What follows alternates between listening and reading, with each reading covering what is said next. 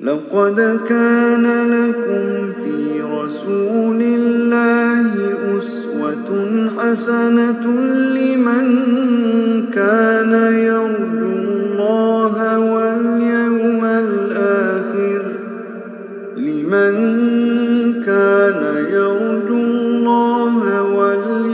الآخر وذكر الله كثيرا. بسم الله الرحمن الرحيم. الحمد لله والصلاة والسلام على رسول الله وبعد. السلام عليكم ورحمة الله وبركاته. Урматтуу момун мусулман бир туугандар, пайгамбарыбыз Мухаммад саллаллаху алейхи вассаламдын өмүр баяны тууралуу болуп жаткан сира сабагыбызды андан ары окууну улантабыз. Аллах Таала мына ушул сабактарыбызга береке берсин.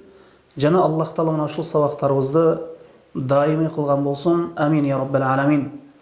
Өткөн сабакта биз пайгамбарыбыз саллаллаху алейхи вассаламдын ошол 3 жыл ошол сырлуу даватынан кийин ошол Аллах Тааланын буйругуна ылайык ачык түрдө ошол жарыя түрдө даватынын башталуусу тууралуу айтып, пайгамбарыбыз саллаллаху алейхи вассалам ошол Курайш уруусун бир жерге жыйнап, Сафа дөңсөсүнүн дөбөсүнүн үстүнө чыгып, мындайча айтканда Сафа тоосунун үстүнө чыгып, адамдарды ошол акырет азабынан эскертти. Эми мына ушул пайгамбарыбыз саллаллаху алейхи вассалам Курайш уруусунун ар бир ошол Курайш уруусуна таандык болгон ар бир урууну атын айтып чакырды. Жана өзүнүн эң жакындарын атын айтып, аларды акырет азабынан эскертти. Аларды таухидке чакырды.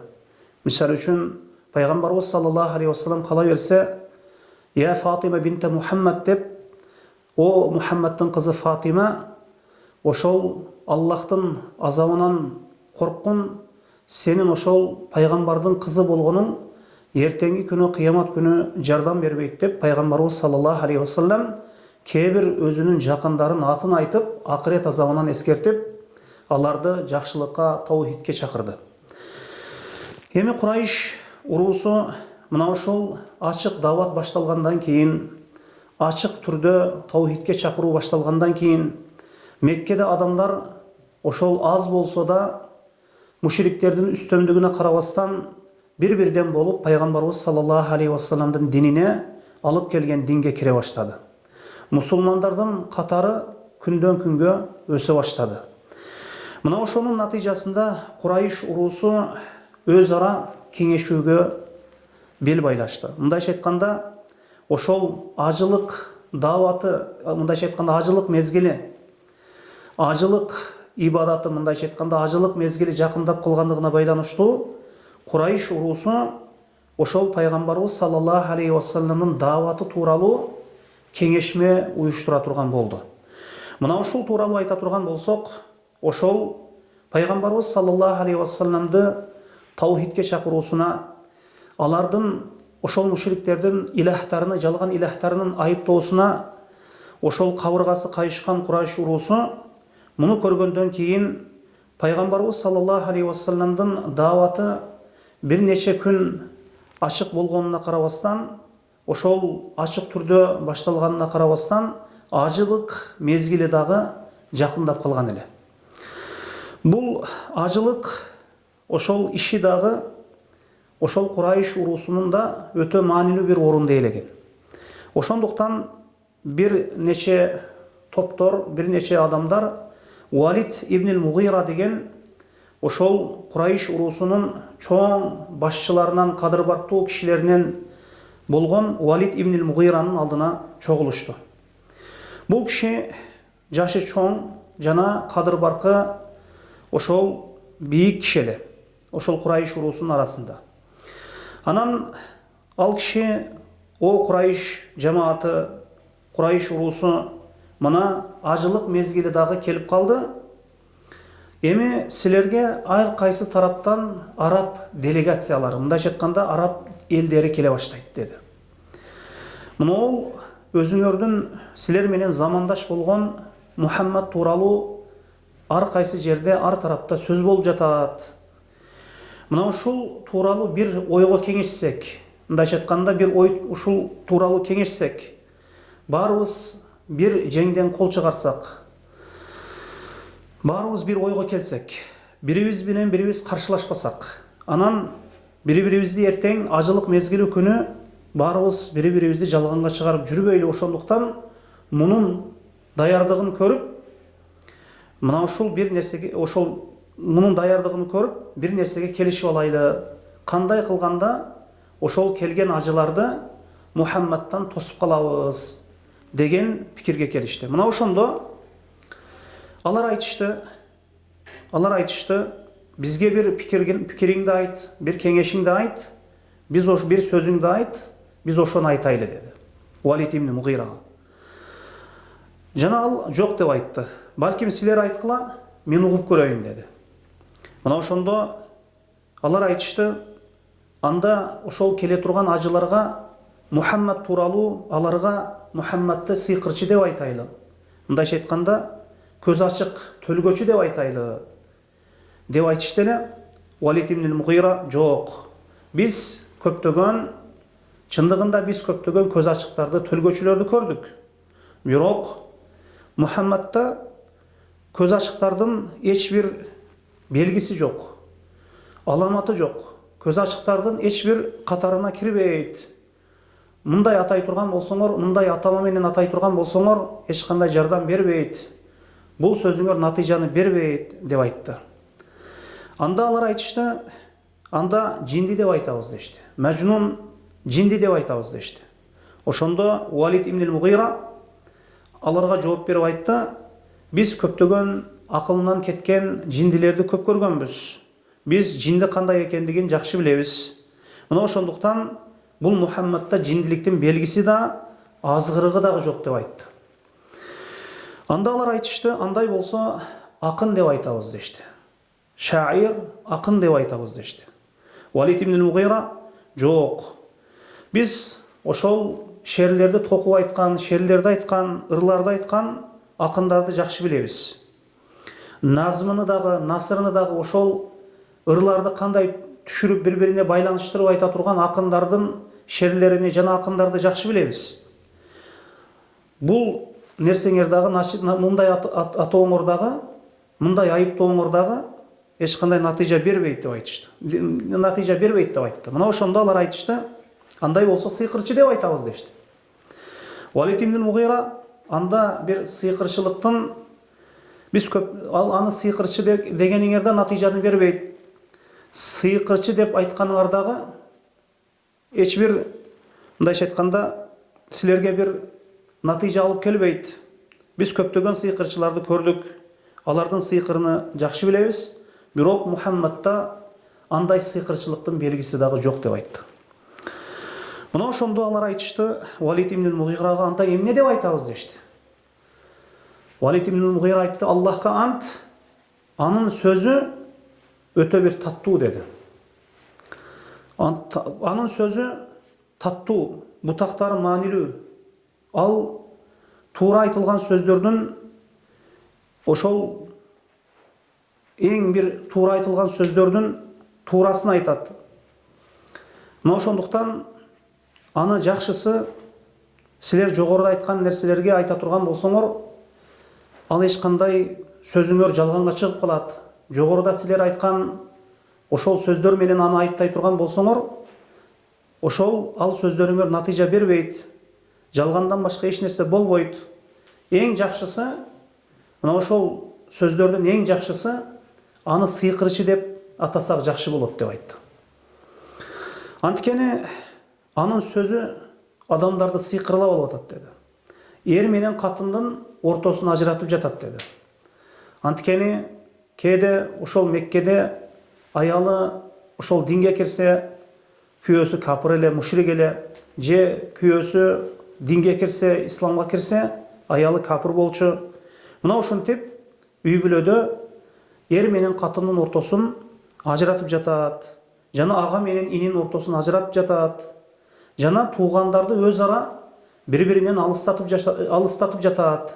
Ошондуктан бул сыйкырчы, мына ушул өзүнүн сыйкыры себеп өз ара жакындарды бири менен ажыратып жатат деген мына ушул сыйкырчы деген сөздү айтсак максатка ылайык болот деп мына ушуга келишип анан баарысы тарап кетишти.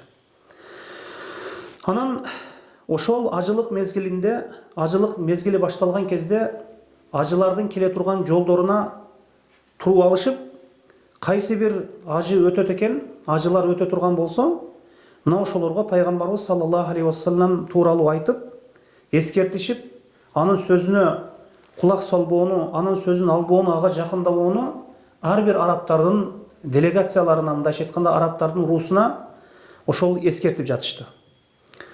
Анан ошол ажылык күндөрү башталгандан кийин пайгамбарыбыз саллаллаху алейхи вассалам чогулган ажылардын алдына барып, алар отурукташкан жерлерге барып, аларды исламга чакыра баштады.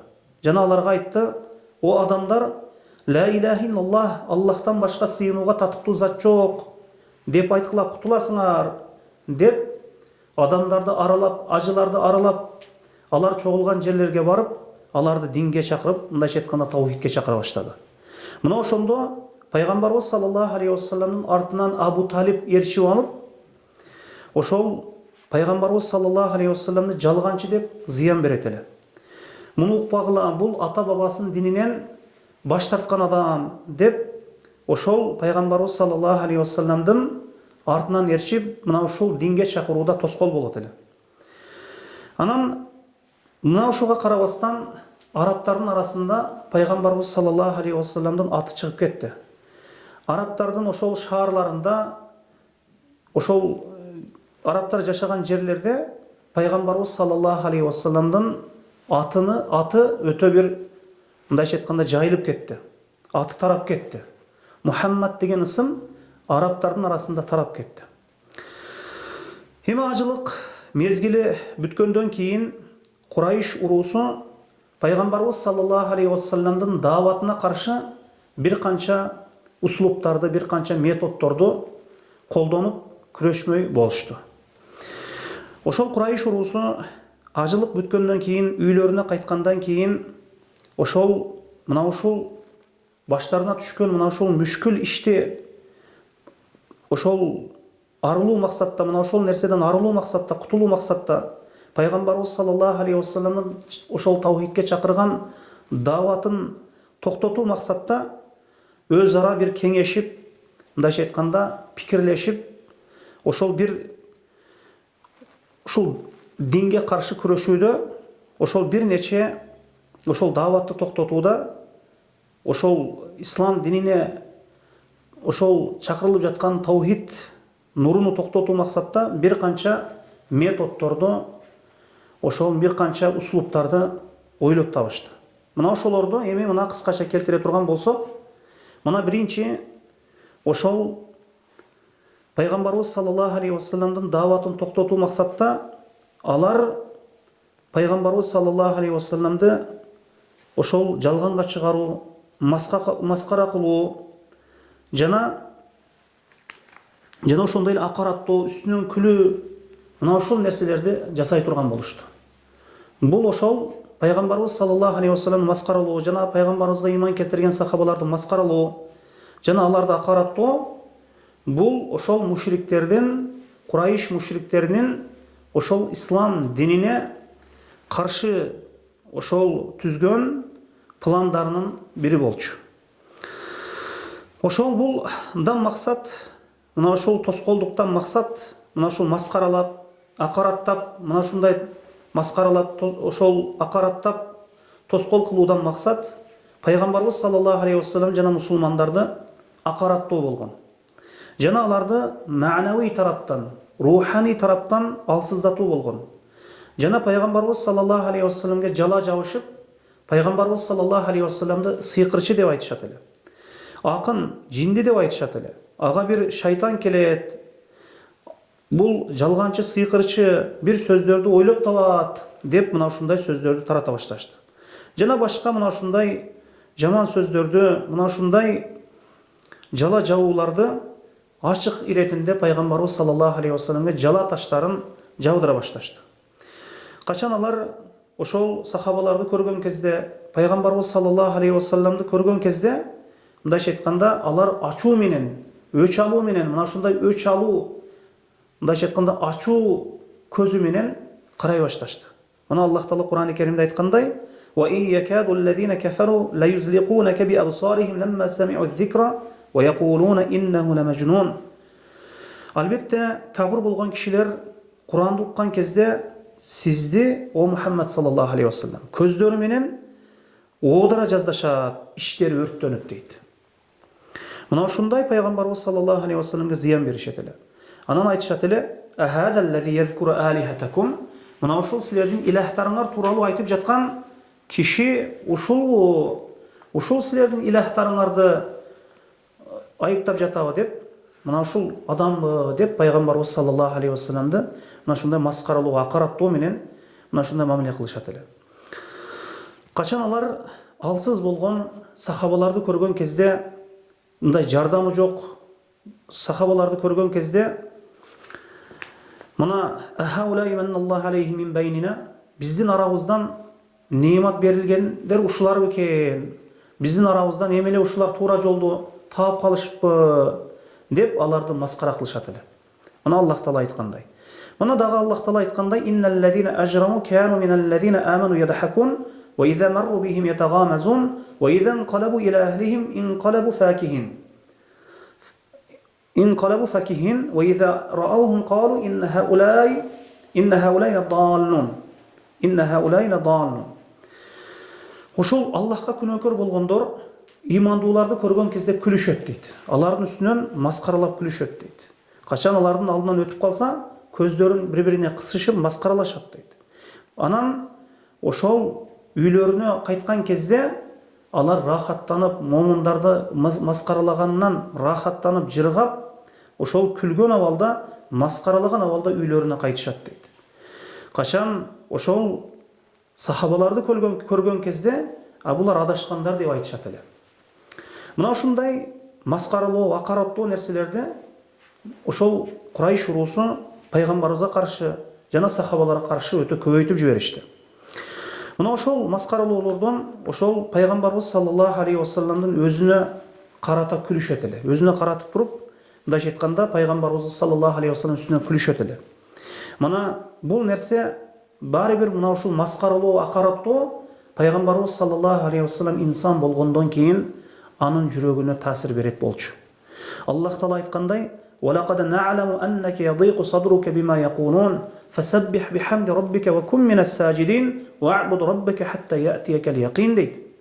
Чындыгында о Мухаммад саллаллаху алейхи вассалам, биз сенин алардын айткан сөздөрүнө көкүрөктөрүң кысылып турганын билебиз деп айтты.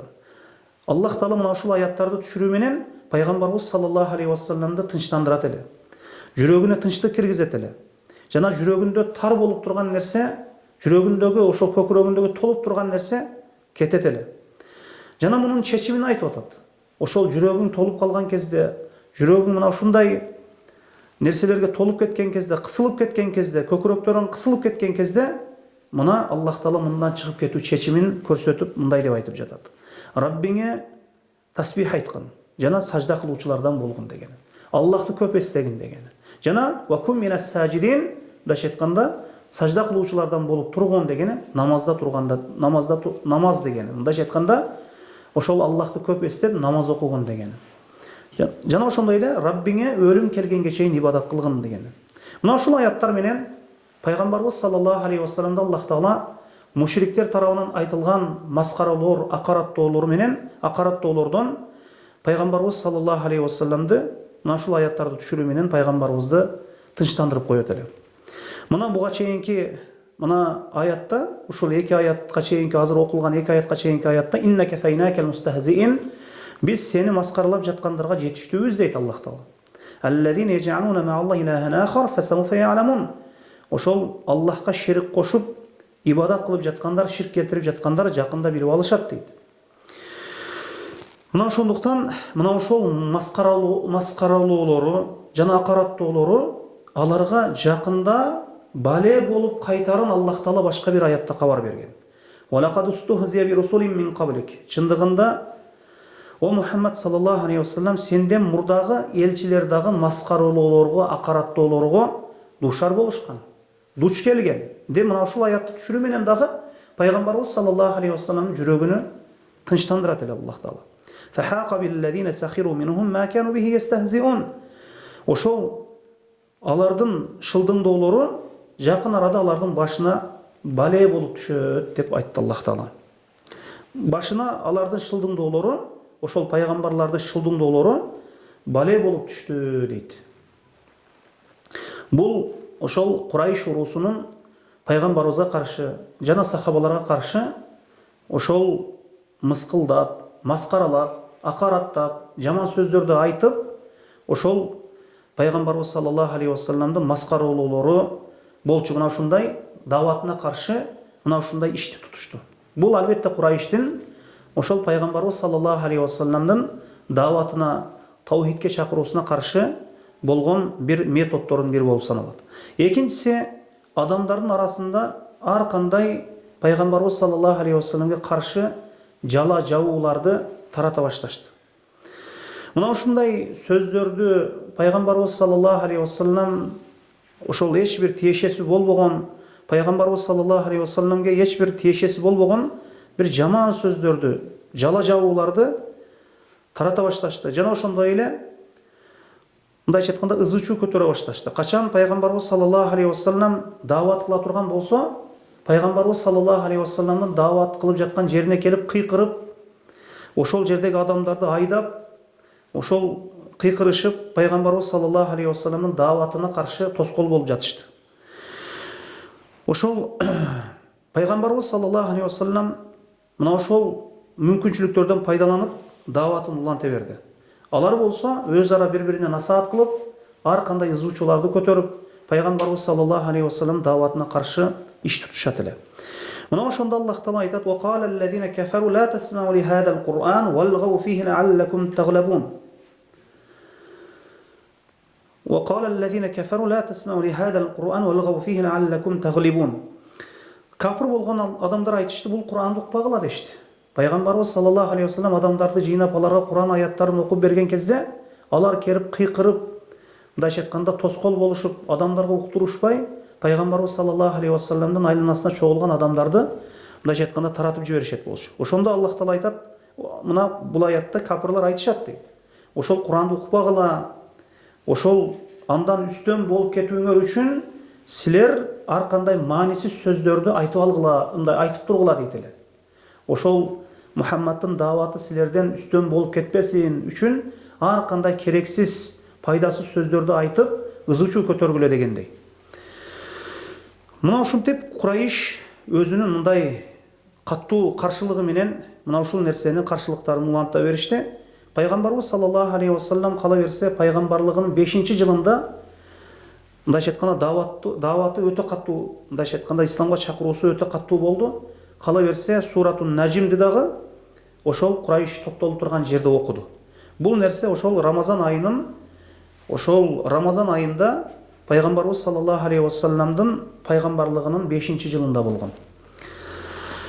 Анан пайгамбарыбыз саллаллаху алейхи вассалам намаз окуганда, Куранды кыраат кылганда алар угушат болчу.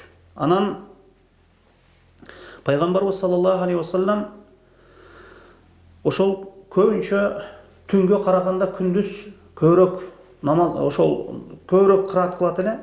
Мына ошондо Куранды сөгүшөт болчу. Пайгамбарыбыз саллаллаху алейхи вассаламга түшкөн шариятты сөгүшөт болчу. Мындайча айтканда Куранды сөгүшөт болчу, жаман сөздөрдү айтышат болчу. Мына Аллах Таала ошол түнкү намазга караганда күндүзгү намазда пайгамбарыбыз саллаллаху алейхи вассалам көбүрөөк Куранды тилават кылат болчу. Анан муну уккан капырлар ошол Куранды тилдеп, жаман сөздөрдү айтып, мына ушундай жаман сөздөрдү көбөйтүшөт болчу. Мына акырында Аллах Таала мына ушул аятты түшүрдү. "Вала тажхар би салатика вала тухафит биха ва бтаги байна залика сабила." О Мухаммад, бийик добуш менен да акырын угулбай турган кылыпта окуа дейт. Бийик добуш менен да Куранды окуа, жана акырын кылыпта окуа. Бийик добуш менен окуй турган болсо, мына мушриктер бул Куран тилаватын угуп сөгүп жатышат, айыптап жатышат. Ал эми өтө эле үнүңдү чыгарбай койсоң, угулбай турган даражада болуп кала турган болсо, сахабалар укпай калат деп, мына ушул экөөнүн ортосунда окуу, мына ушул бийик добуш менен акырын добуштун ортосун алып окуу деп Аллах Таала мына ушундай жол көрсөттү. Эми Курайштин каршылыгы андан ары улана берди. Кала берсе Надыр ибн Харис деген бир ошол Курайш капырларынын бирөөсү мына ушул кишини Хира жана Шамга жиберишти. Анан ал барып ошол жердеги падышалар, ошол Перс падышаларынын жана амирлери тууралуу хикаяларды, кысастарды үйрөнүп келди. Анан үйрөнүп келип, мына мисалы үчүн Рустам ва Исфиндияр деген мына ушундай дастандарды барып Шамга барып үйрөнүп келди. Хира, Шамга барып үйрөнүп келди. Мына ушундай дастандарды. Эмне үчүн үйрөнүп келди? Анткени бул пайгамбарыбыз саллаллаху алейхи вассалам качан адамдарды чогултуп бир жерде даават кыла турган болсо, ошол жерге барып мына ушул дастандарды үйрөнүп келген, ошол хикаяларды ошол жерде айта турган болду. Анан кала берсе пайгамбарыбыз саллаллаху алейхи вассалам адамдарды топтоп даават кылып жаткан кезде жана мажлисинде ошол адамдардын артына отуруп алып, ошол кыссаларды адамдарды пайгамбарыбыздын дааватынан чалгытып айта баштады. Жана пайгамбарыбыз кеткенден кийин анан адамдарды өзүнө каратып, менин айткан сөзүм чындык бекен, жакшы бекен, же Мухаммад айткан сөзү чындык бекен деп, мына ушундай адамдарды мына ушундай кыссастар менен, хикаялар менен, дастандар менен дагы азгыра башташты. Андан кийин бул нерсе дагы жакшы натыйжаны бербегенден кийин Назир ибн Харис деген Курайш капырларынын бирөөсү башка бир планга өттү. Ал кандай эле? Бир ырчы кызды, бир кул, чору ырчы кызды алып келди дагы. Кайсыл жерде бирөө исламды кабыл ала турган болсо, мындайча айтканда, исламга кабыл алууну каалап жаткан болсо, ошол чору ырчы кызды ошонун алдына алып барат эле. Жана айтат эле, мына ушул сени тамактандырсын, ушул сени ичирсин, жедирсин, жана сага ырдап берсин дейт эле. Мына ушул нерсе Мухаммад чакырып жаткан нерселерден жакшы дейт эле. Сага ырда бергени, сени тамактандырганы, сени ичиргени, жедиргени Мухаммад чакырып жаткан нерселерден жакшы деп, мына ушул нерсе менен дагы азгыра башташты. Ошондо Аллах Таала түшүрдү мына төмөнкү аятты. وَمِنَ النَّاسِ مَن يَشْتَرِي لَهْوَ الْحَدِيثِ لِيُضِلَّ عَنْ سَبِيلِ اللَّهِ بِغَيْرِ عِلْمٍ وَيَتَّخِذَهُ هُزُوًا أُولَٰئِكَ لَهُمْ عَذَابٌ مُهِينٌ. Адамдардын арасында ушундай адамдар бар. Алар билимсиздиктен улам Аллахтын жолунан азгыруу үчүн жана ал жолду маскара кылуу үчүн керексиз, пайдасыз сөздөрдү сатып алат дейт. Бул ошол пайгамбарыбыз саллаллаху алейхи вассаламдын дааватына каршы, ошол чакырып жаткан таухидине каршы бир аракеттери болчу. Андан кийинки үчүнчү ошол Курайш, ошол динге каршы аракеттердин үчүнчүсү ошол адамдардын арасында ошол шек күмөндөрдү көбөйтө башташты. Ар кандай жалган жалаларды ойлоп таап, мына ушул нерселерди көбөйтө башташты. Мына ушунчалык көбөйтүп жиберишти, мындай жала жабууларды, шек күмөндөрдү ушунчалык фитналап ташташты адамдарды. Жана ал айтышат эле, мына ушул Мухаммад айтып жаткан нерсе адгас ахлам дейт эле. Бул чаташкан бир түш дейт эле. Мухаммад түш көрүп жатат, ошол түшүндөгү нерсени түнү түш көрүп, күндүз ошол түшүндөгү нерсени айтып жатат. Ошол бир чаташып кеткен сөздөрдү, бир маанисиз сөздөрдү, чаташкан бир сөздөрдү айтат деп, же Мухаммад өзүнүн оюнан бир нерселерди токуп айтып жатат деп, мына ушундай фитналарды дагы тарата башташты. Жана кээде алар айтышат эле, иннама юаллимуху башар, муга Мухаммадке бирөө үйрөтүп жатат бул сөздөрдү деп айтышат эле. Жана дагы айтышат эле, инна хада илля ифкун ифтара ва аанаху алейхи кавмун ахарун. Бул Мухаммад мына Куранды өзү токуп атат. Жана ошол башка бир коом, башка бир эл мына ушул нерсени токууда жардам берип жатат деп айтышты. Жана кала берсе дагы бир жалалардын бири бул калу асатирул аввалин. Бул алгачкылардын бир жомогу деп айтышат эле. Иктатабаха фахиятуна алейхи букрата васила. Жана эрте кеч бул Мухаммадка бирөө жазып берип атат, муну айтып берип атат, окуп берип атат деп, мына ушундай жалаларды көбөйтө башташты. Кала берсе кээде алар айтышат эле, бул Мухаммадда бир жин же бир шайтан бар. Ошол нерсе жин шайтан, ошол Кур'ан-ы Карим жин шайтан тарабынан түшүп жатат деп айтышат эле. Мына Аллах Таалалардын сөзүнө кайтарып, "Кул хал унаббиукум ала ман таназзалу шаятин, таназзалу ала кулли аффакин асим." Айты Мухаммад, шайтандар кимдерге түшүүсүн кабарын берейинби деп айткан. Ошол шайтандар кимге түшөт экен? Чектен чыккан дооматсыз, ошол дооматчы, чектен чыккан дооматчы күнөөкөрлөргө түшөт шайтандар дейт. Кантип ошол пайгамбарыбыз саллаллаху алейхи вассаламга шайтандар келсин. Ал кишини фасык эмес экендигини, таза экендигини, ал киши өтө бир аманаткөй экендигини, өтө сабырдуу киши экендигини, кала берсе силер аны бир убакыттарда амин деп атаганыңарды жакшы билесиңер.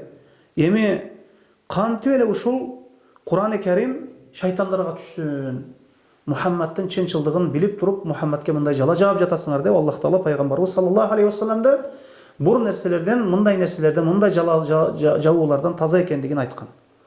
Анан бул шайтандар кимдерге түшөт? Жалганчы, бузуку, мына ушундай күнөөкөрлөргө түшөт. Дооматчы, мына ушуларга түшөт. Жадаган айтышат эле, бул Мухаммадке бир жиндердин бир жини тийген. Ошондуктан ар кандай нерселерди сүйлөп жатат деп мына ушундай айтышат эле. Мына ушундай бир таң калыштуу бир сөздөрдү сүйлөп жатат. Бул жин тарабынан сүйлөтүлүп жатат деп мына ушундай жаланы дагы жабышкан. Кала берсе, пайгамбарыбыз саллаллаху алейхи вассаламды акын деп да айтышкан. Аллах Таала мына акындар тууралуу да айтат. Мына акындар ошол мына Аллах Таала акындарды адашкан экендигин айткан. Мына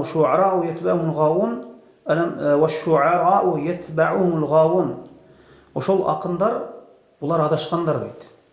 Акындар булар адашкандар дейт. Анткени ошол ырчы акындар акылынан сезимин жогору коет. Алам тара аннахум фи кулли вадин яхимун ва аннахум якулуна ма ла яфалун.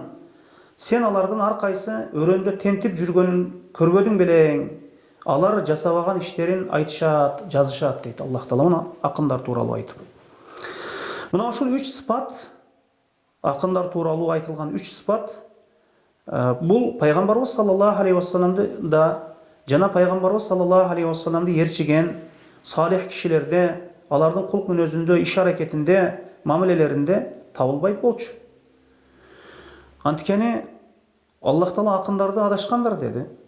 Бул орунда алар экинчиден ар кандай тентиген бир сөздөрдү айтып, ар кайсы жерде жүрүшөт деп айтты. Жана ошондой эле алар жасабаган иштерин жасашат деп айтты.